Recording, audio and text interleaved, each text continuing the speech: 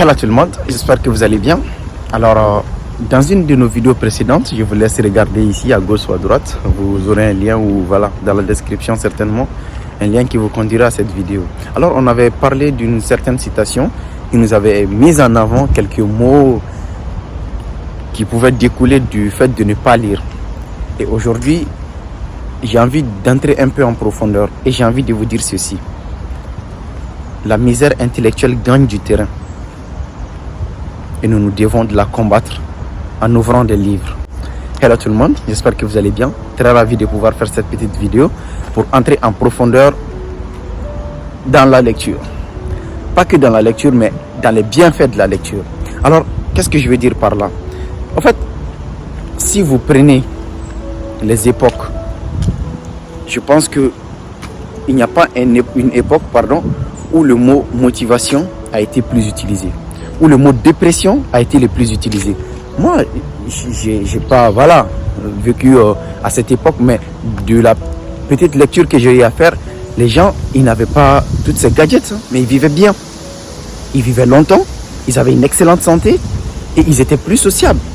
Et moi, ce que je comprends pas, nous, on a tout aujourd'hui pour être proches les uns des autres, pour faire du bien, pour être empathique, pour être vraiment des êtres normaux, j'ai envie de dire. J'ai l'impression qu'on utilise tout ça dans le sens inverse. Oui, j'ai l'impression dans le sens inverse parce que les téléphones qui sont censés nous rapprocher nous éloignent parce que chacun est sur son Instagram pour essayer de voir à qui a le plus de likes, à qui a le plus de commentaires, à qui a le plus de followers. C'est pas mal en soi. Mais ces outils ne sont que des outils. Et quand je dis que la misère gagne du terrain, parce que ces outils, j'ai l'impression, sont en train d'abrutir les gens. Au lieu de les rendre intelligents, au lieu que ces outils soient que des outils qu'on doit utiliser, j'ai l'impression que ce sont le contraire. Les outils nous utilisent. Parce qu'on passe la plus grande partie de notre temps quand même sur les réseaux sociaux à faire quoi? À swiper, à regarder des vidéos, à défiler des thématiques qui souvent ne nous intéressent même pas. Mais quand une vidéo finit, une autre commence. Ce que j'ai envie de vous dire, quand vous finissez de regarder cette vidéo et que vous apprenez ce que vous avez à apprendre, éteignez votre téléphone et agissez. Allez courir, allez marcher, allez voir, je sais pas moi, un ami, un parent. Mais de grâce, ne passez pas toute votre vie derrière Netflix, derrière YouTube. Ou, voilà.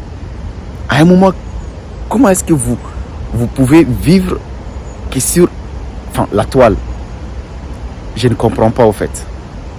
Et le meilleur remède, en tout cas dans ma petite utopie, c'est de lire. Pas forcément un livre physique, il y a les livres électroniques. Tu peux suivre un podcast, tu peux écouter un livre audio. Mais vraiment, utilise ces outils pour te rendre plus intelligent, pour que ça t'apporte de l'argent. Ou tout simplement pour que ça te rapproche le plus que possible de tes rêves et de tes aspirations de vie. Parce que si tu continues comme ça, dans 1 an, dans 2 ans, ceux avec qui tu as commencé et ils ont pris le temps d'investir en eux-mêmes, ils seront loin. Toi, tu vas commencer à culpabiliser, il y aura de la frustration.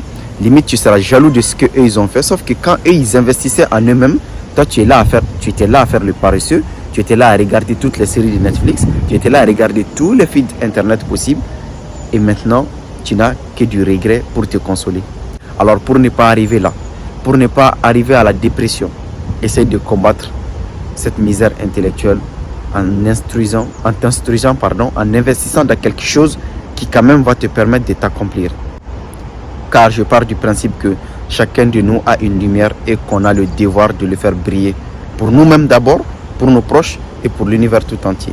Alors j'espère sincèrement que cette petite vidéo t'apportera un plus et te permettra de t'accomplir. C'est mon plus grand souhait. D'ici là, prenez bien soin de vous, que la paix soit sur vous, puisse Dieu tous vous bénir et purifier vos intentions.